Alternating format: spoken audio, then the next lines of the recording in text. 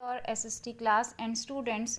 Today I am taking the next chapter of your geography. The name of the chapter is Natural Vegetation and Wildlife. In this chapter we have to be learn about the various type of natural vegetation that found in our country. Okay, before it, and we also discuss about something, some real facts about our wildlife, that is our wild animals. Okay, so the whole chapter is covering your natural vegetation and wildlife. In the starting of the chapter we have to be just learn that which factor on which the natural vegetation and wildlife of an area is dependent. Means that how much type of trees are there, how much type of flora is there, that all things are depend on the on some factors. So in the starting of the chapter we have to be learn about all that factors, and the factors those affecting the wild the natural vegetation of an area, the same factor also affect the wildlife of that area. Okay, so let us start the chapter. The chapter is natural vegetation and wildlife, and let's start reading of this. Have you observed the type of trees, bushes, grasses and birds in the field and parks in and around your school? Have you observed that? Which type of trees and grasses and birds are found in our area? So, are they similar or they are variation? क्या वो एक जैसे हैं, क्या यहाँ उनमें variations है? India being a vast country, you can imagine types of bioforms available throughout the country. Our country, India, is one of the 12 mega biodiversity countries of the world. With about 47,000 plant species, India occupies 10th place in the world and 4th in Asia in plant diversity. This is very important factor, that in our country there is lot of varieties. There is lot of variety in the type of flora as well as in fauna in our countries. ठीक है, तो country में जो 12 mega biodiversities countries of the world, India जो है वो one of the 12 biodiversities countries में से एक है. मतलब वर्ल्ड की वो कंट्रीज 12 ऐसी कंट्रीज हैं जहाँ पर बहुत ज़्यादा वेरिएशन है regarding the biodiversity, and India is one of them. Okay, here if we goes to the plant species, अगर हम प्लांट स्पीसीज के बारे में जाएँ तो 47,000 plant species India occupies 10th place in the world. I think students you all know the meaning of plant species. Plant species का meaning क्या होता है कि different type of plants. This is your science related word, plant species. Okay, तो plant की different type of species जो होती हैं वो प्लांट स्पीसीज हैं.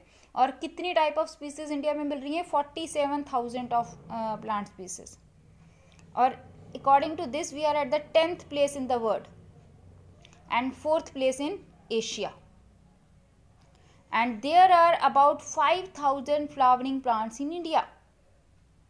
This is 15,000 sorry 15,000 तो फ्लावरिंग प्लांट्स मिलते हैं हमारे कंट्री में जिसमें फ्लावर्स आते हैं. ठीक है, and which account for 6% in the world's total number of flowering plants. और ये क्या है? ये पूरे वर्ल्ड की अगर हम बात करें तो हम 6% वर्ल्ड की टोटल फ्लावरिंग प्लांट्स को ऑब्जर्व कर रहे हैं.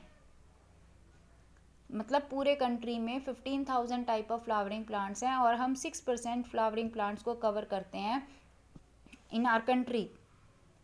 The country has many non flowering plants. बहुत सारे नॉन फ्लावरिंग प्लांट्स भी हैं, such as ferns, algae and fungi. India also has approximately 90,000 species of animals, and if we goes to the animals, we have 90,000 species of animals as well as rich variety of fishes, and it's fresh and marine waters. और fishes की भी variety है both in the fresh water as well as marine water. Okay, so I am repeating this para also again because this is very important para. Exactly this here in this para we are covering a short note on the Indian biodiversity. The short note on the Indian biodiversity, ये वो short note cover करती है. And it also covering a short note on the flora and fauna of the country. ठीक है, flora means vegetation and fauna means wild life. तो हम ये दोनों शॉर्ट नोट्स को कवर करते हैं, biodiversity of our country as well as flora and fauna of our country. Okay, तो I am repeating this again. According to biodiversity, there is lot of varieties, and we are one of the 12 different biodiversity countries of the world. Here we have 47,000 plant species. Okay, and we are at the 10th place according to the world at world level, and 4th place in Asia in terms of plant diversity. We have 15,000 flowering plants, that is 6% of the world whole flowering plants. Country has many non flowering plants also, like ferns, algae and fungi. Till this we have the flora. Now the next is about the fauna. India have approximately 90,000 species of animals, as well as a rich variety of fish in its fresh and marine waters. Natural vegetation refers to a plant community which has grown naturally without human aid and has been left undisturbed by humans for a long time. Now, this is our flora and fauna. Here what he said, natural vegetation. What is natural vegetation?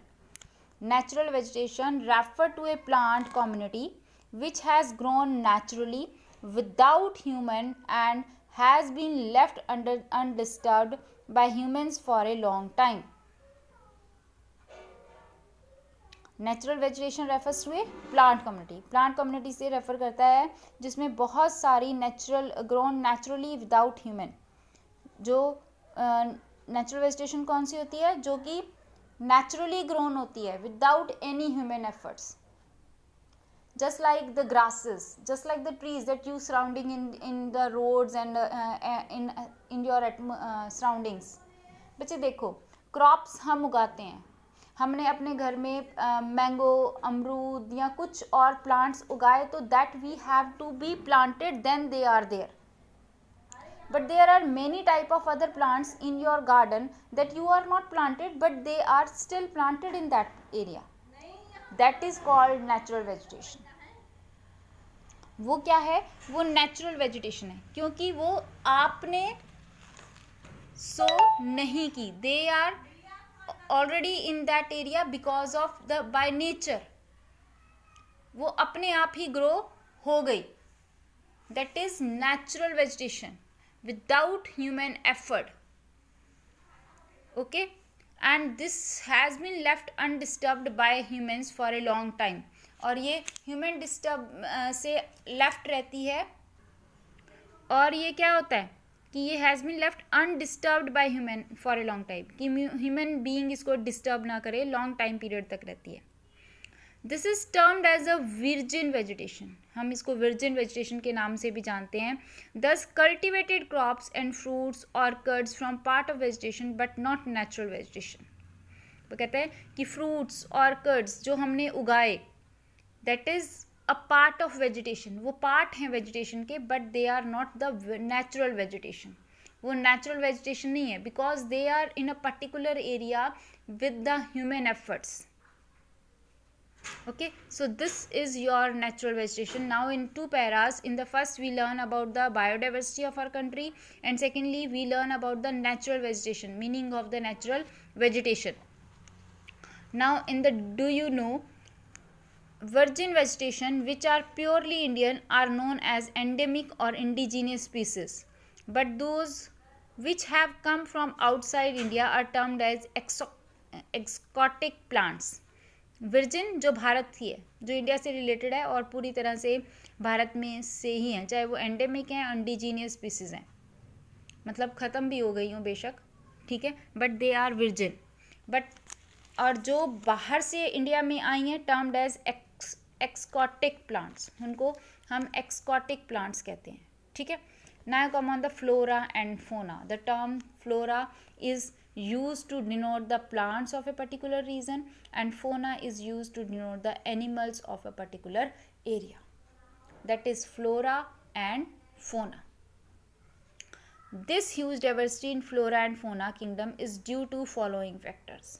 अब इसके अंदर कौन कौन से factors हैं flora and fauna, that we have to be learn, that which factor affecting the flora and fauna of an area. Okay, so let's start the first is relief. जैसे climate किसी area का effect होता है, हमने पिछले chapter में पढ़ा what are the factors that affect the climate of our country. Same like which are the factor that affect the natural vegetation and wild life of our country. Wild life और natural vegetation को कौन सी चीज़ें effect करती हैं. Then the very first topic is relief. सबसे पहले relief, धरातल कैसा है, लैंड कैसा है. As you all know that students, if you goes to the mountainous region you have different type of plants, and if you move to the plain areas you have different type of plants. So that is what, that is relief, that is climate. So relief plays very important role in the variety of vegetation. बहुत ज़्यादा important role play करता है relief. ठीक है. So let first is land. ज़मीन कैसी है, either it is plain area, it is fertile, infertile, क्या है. Okay, so land affect the natural vegetation directly and indirectly, दोनों तरह से अफेक्ट करती है. Do you expert and same type of vegetation in mountainous, plateaus and plain areas. क्या आपको सब जगह सेम टाइप ऑफ वेजिटेशन मिलती है? No, we have different type of plants in mountainous, different plateaus and different plants. ठीक है. और in dry and wet regions also, yes it is. dry region में कुछ और तरह के plants मिलेंगे and wet region में कुछ और तरह के plants मिलेंगे. if you goes to the tropic of cancer, equatorial region में अगर आप जाते हो तो you got the plants those have thick leaves and जिसमें capacity है अपने अंदर moisture को hold करके रखने. So this is now the moisture of nature of land influence the type of vegetation. The fertile land removed is generally devoted to agriculture.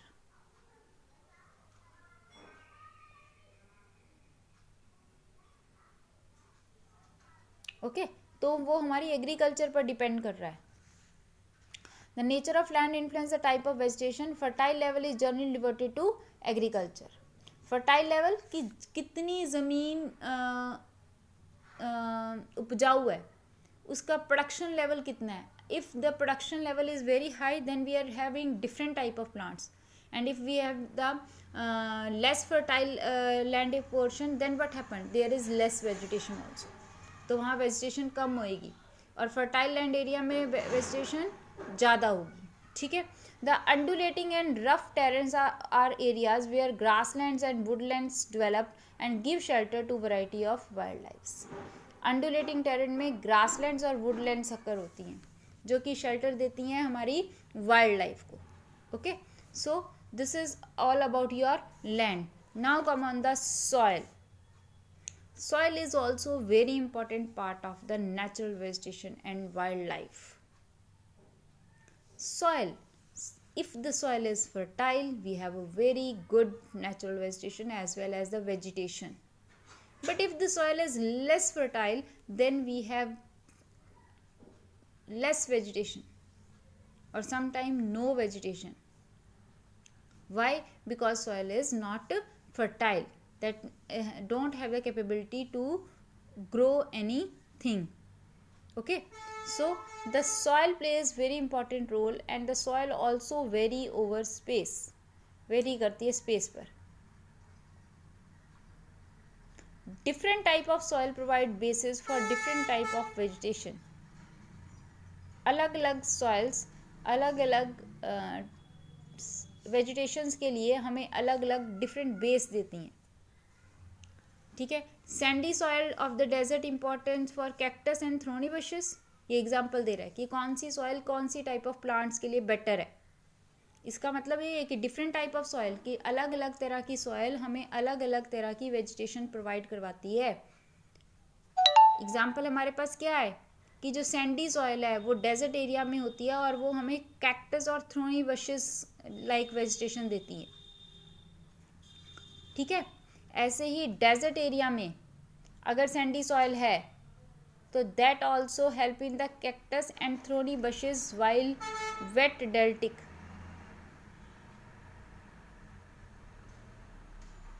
ठीक है। तो अब क्या है, सैंडी सॉइल डेजर्ट एरिया को में कम कैक्टस और थ्रोनी बशेस देती हैं। जो हमारे डेल्टाइक सॉइल है वो मैनग्रोव्स और डेल्टिक वेजिटेशन को सपोर्ट करता है।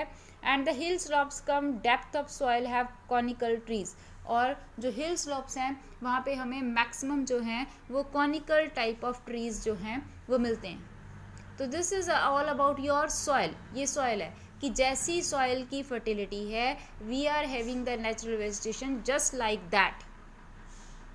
If the soil is fertile then we have different type of vegetation, and if we are having the less fertile soil then we are having different type of irrigation facilities. Okay, तो that's it for today. अब कल के लिए जो हम है वो discuss करेंगे क्लाइमेट। क्लाइमेट के अंदर हमारे पास 3 टॉपिक्स आएंगे, temperature, photo period and precipitation, that also affect the natural vegetation of an area, but I am not discussing here today.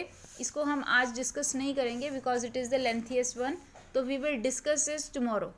Okay, till then goodbye, thank you.